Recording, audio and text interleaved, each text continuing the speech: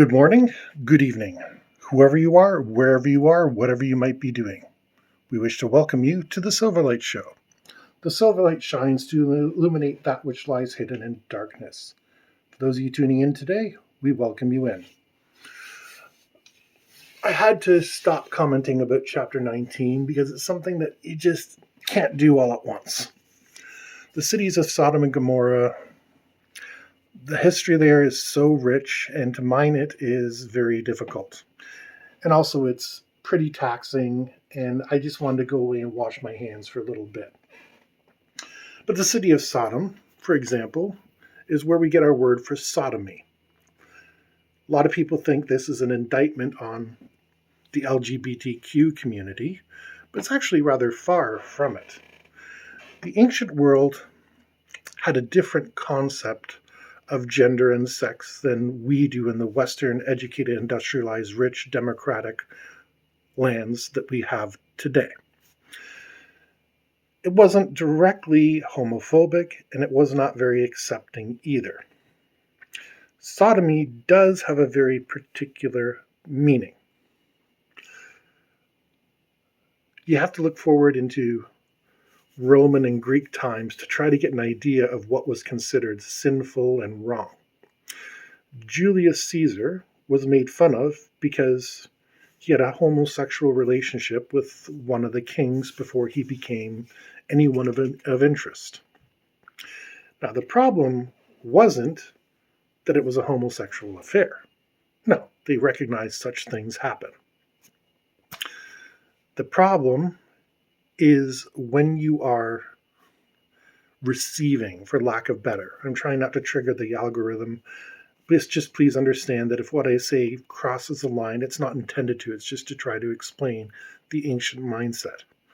The actual act itself was okay, but as long as you were the dominant one.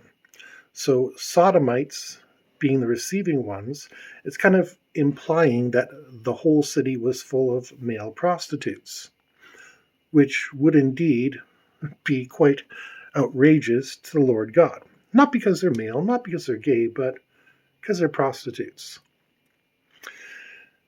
There's more to it than that, of course, but I'm just trying to explain because there's a very anti-LGBTQ sentiment amongst the conservative community, and it's based around misinterpretations of the Bible and ancient worlds.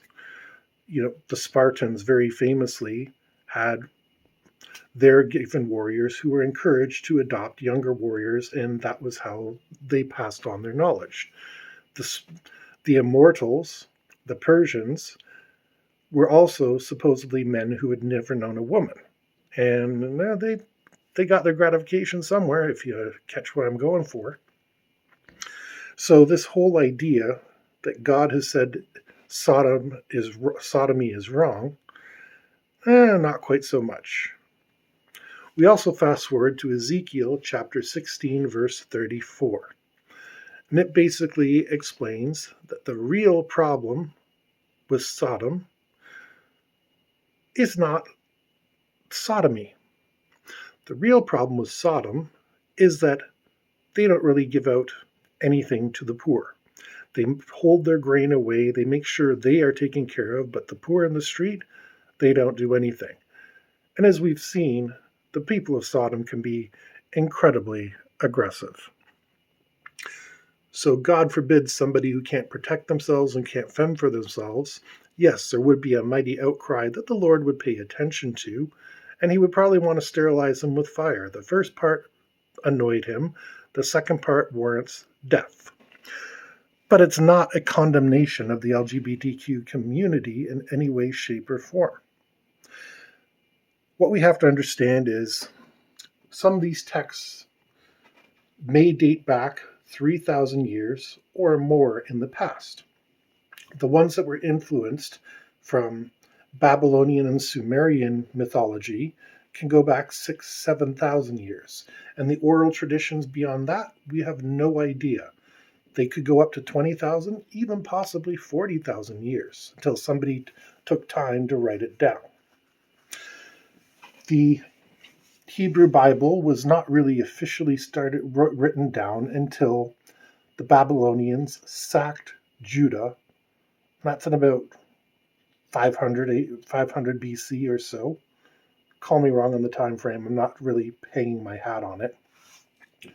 But then they started to write their collected mythos down because, they were kicked out of their homeland and they were trying to keep their mythology around. And Babylon and Samaria loved writing stuff down. They loved writing, they loved calculating, they loved all that stuff. So the Jews were influenced by that. The people who would become the Jews. At this point, they're still Israelites. But in the biblical times, they're not even that yet. They're Hebrews, which just refers to the language that they speak, like the Moabites and the Ammonites. It's just kind of a collective term that indicates a group of people with similar interests. We're going to see a lot of that coming up. But yeah, people who point to this chapter and use it to condemn homosexual relationships have honestly never read any part of the Bible or understood it. One of the reasons that we are critical but not skeptical is that it's the purpose of the Silverlight Show to open people's minds. And that's why I included this supplement, because it's very important to understand the difference between A and B. Our modern perceptions simply don't hold true in the past. And it's regrettable that some people don't recognize that. Even 100 or 200 years ago, things are different. Now, a lot of these things are going on clandestinely. We're going to see in Kings that witches are still a thing and they're running around, even though it's not openly. And indeed, King Saul has to lie about who he is and what he's doing to even get to talk to a witch. There is so much wonder in the Bible that using it to condemn anybody in the modern age is simply a gross misunderstanding of the purpose of the Bible. A critical reading of it shows that there's pearls of information in there, pearls of wisdom, absolutely.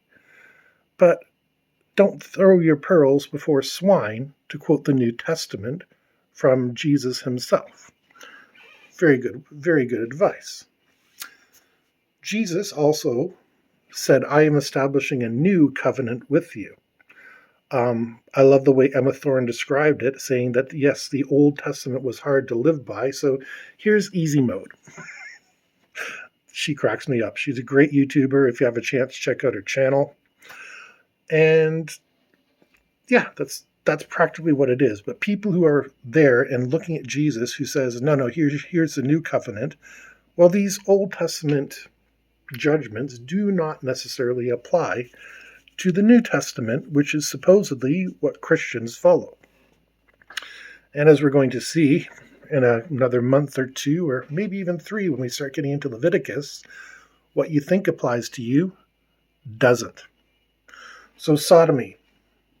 Yeah, male prostitutes are the problem. Not homosexuality, male prostitutes. God is very big against prostitution. This is something that we can agree on. There is a tendency to forgive a few, but generally, unless you do a service for God and the people of Israel, and you're a prostitute, you're not very much welcome, because these Israelite people are supposed to be a people apart. Remember, they're being marked. The whole part about shedding their foreskins, that marks people as being dedicated to God. You've given part of your flesh to God. This is something common amongst cultures. We're not the only ones that do it. In some cultures, hair is considered sacred. The Sikhs actually do the opposite, where you should not harm a single thing on your body. And that's the way they are, and I respect that. I respect their traditions, and maybe if I'm lucky enough, we'll get to go down and read some of their texts, because it's wonderful mythology. But the important thing is to realize you can't pick and choose in the Bible. You really got to do a deep dive. Go into the text. Just because Sodom gave us our word of sodomy, it doesn't mean all that. How am I going to say? It doesn't mean all homosexuality is evil. You have to understand it's male prostitution and not being generous to the stranger, to the person that you don't know, because you never know who it is that's going to come walking down the street. And their ultimate sin was not taking care of themselves, because they have poor and sick and everything in the streets, and meanwhile they're hoarding grain and everything else. Kind of like in the modern day when people are hoarding toilet paper and other things like that. But anyways, I had to do a supplement because I didn't get everything in that one episode that I wanted to. And I don't like my episodes being 30 minutes long, because I know people look at them and they say, hey, there's this much time. Do I really have that much time to go through and listen to whatever this person has to say? 10 to 20 minutes is about the ideal length, I think, because people can find 10 minutes, or while they're cooking, they're willing to listen. But anyways, I'm thankful I can leave this chapter behind for at least a little while.